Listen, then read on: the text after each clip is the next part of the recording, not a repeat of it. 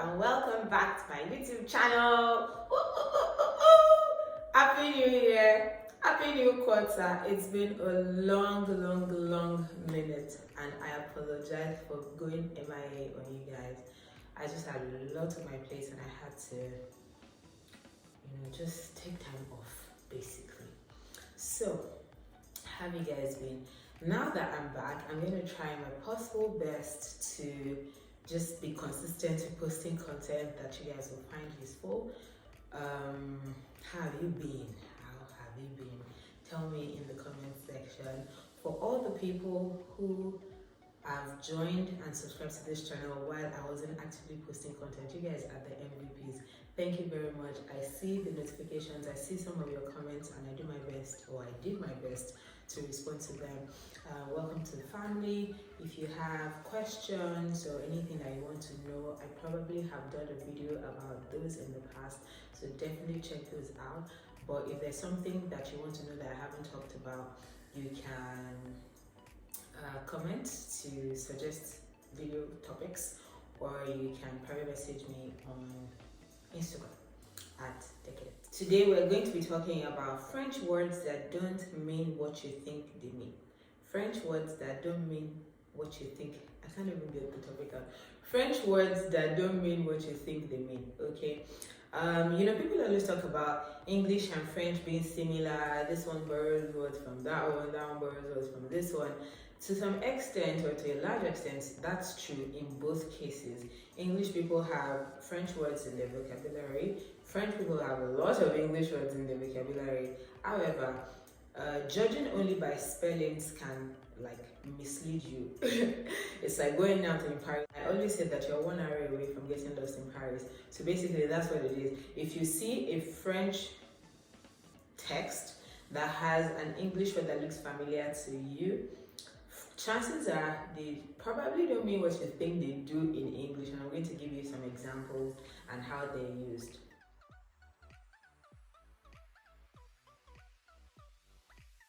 First is the English word attention. In French, it is called attention. And in English, attention means to focus, to pay attention to something, to focus on something, to look at something with undivided attention. However, in French, it means to be careful, like to pay caution to something, like, oh, it's dangerous, attention. C'est glisse, it's glittery, or it's slippery, pay attention so you don't slip and fall. How else do they use it? You're walking on the road, you're on your phone, you're not paying attention, but a car is coming, someone might tap you and be like, attention, or something like that. So that's how that is used. It does not mean to give focus to something. It means to be careful because something is dangerous that may hurt you or something like that, or you may bump into someone. Excite. This is like excitement in English. It's called excitement in English. Excite in English means to be pumped about something, to be happy, to be... Why can't I find the word? The synonyms. You get what I mean? Everybody knows what attention, excitement is. I'm excited that you're here, that kind of thing. But it does not mean anything close to that in French. Excité in French is to be horny, like sexually aroused. That's what it means. So when you say je suis excité, you're telling somebody that you're horny, not that you're excited about something. Okay, so before you go out and say that you're excité, be very careful what you say, because if you say it to maybe a guy, if they know that you're just learning the language, they would laugh at you and cut you some slack and explain it to you, but you'd have embarrassed yourself, like, oh, so you're excité, right? And all that. So that's Faire. In English, the word comes without the R, obviously, and it means to be just, to be objective, to be balanced. In French, faire means to do something, to make something. I can say to you, qu'est-ce que tu fais ici? What are you doing here? It doesn't have anything to do with objectivity or being unbiased or anything like that. So there's that one as well. Batterie. Permit me, my pronunciations are still off, especially when it comes to using the French air. R. No comments. But anyway, battery here. In English, we all know that this is like the battery, the thing that powers your device, whether it's a car or a phone or anything like that. In French, this means to drum. It means drums. So I can say je joue de la batterie. I'm playing the drums, or I play the drums. It's nothing to do with that. But like borrowed words, people still say things similar to that. They might use battery when they're referring to the actual devices, but when they want to charge their phone, people don't usually say things like my battery is low. People just say, oh, I would like to charge my phone, stuff like that. So yeah, when you hear battery, think first of drumming before you think of the thing that powers. Then this word, I don't know if I should say the French or the English first. Okay, let's start with the English. This word travail.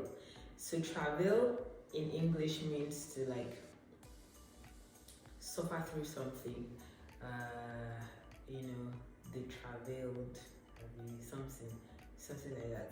To suffer through something, to go through something that is somewhat difficult and all of that. However, in French, it is called travail, and it means to work. Vous travaillez ici, do you work here? Je vais au travail, I'm going to work. It means to work, not necessarily difficult work, not suffer work, like any employment that you have that is work is travail in French. So ask that about that. Then this word, in English, it's called type, like the kind of something, a type of music, a type of video, that kind of thing. In French, however, it doesn't talk about the genre of anything. It's called type, and it means guy, G-U-Y. You know how you say, oh, those guys in English? That's what type is in French. I mean, like they're just like completely worlds apart. Yeah. So I can say, so type m'a touché, this guy touched me. So yeah, instead of saying the man or something, just the same way in English, you can say this guy instead of saying this man, or something like that. So yeah, type is guy, not type. This one is actually very popular, and a lot of people will mix it up because to me it makes no sense that they shouldn't mean the same thing. It's called library in English, the place where you can go to read books, borrow books, do some work. It's quiet, library. However, in French, this word is spelled not with a Y but with an IE, and it is called librairie, and it is not the place you go to read or borrow books. It is a bookstore where they sell books, bookstore where they sell books, so you go to actually pay for the book and it becomes your own, not to borrow it and return it at a later date. Now, what are English libraries then called in French? They're called bibliothèque. I don't know who came up with this thing. I'm just like, huh? I mean, I understand the whole bibliography thing in English, and how maybe that could translate to bibliothèque, like the place you go to find all those references. But I'm just like, you guys are the library, like just keep it simple. But French people are just like, nope, we'll stress you out.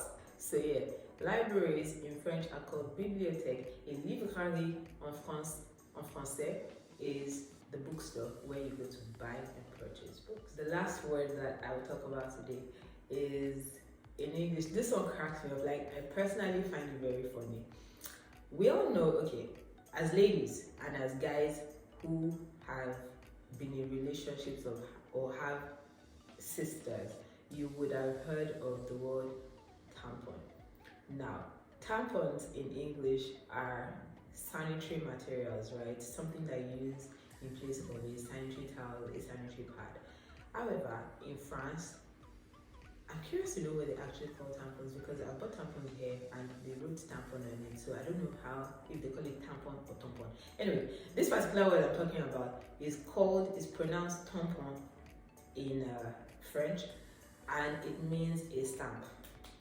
You know when someone delivers something to you and they say you have to stamp that you received it? Yes, a stamp is tampon.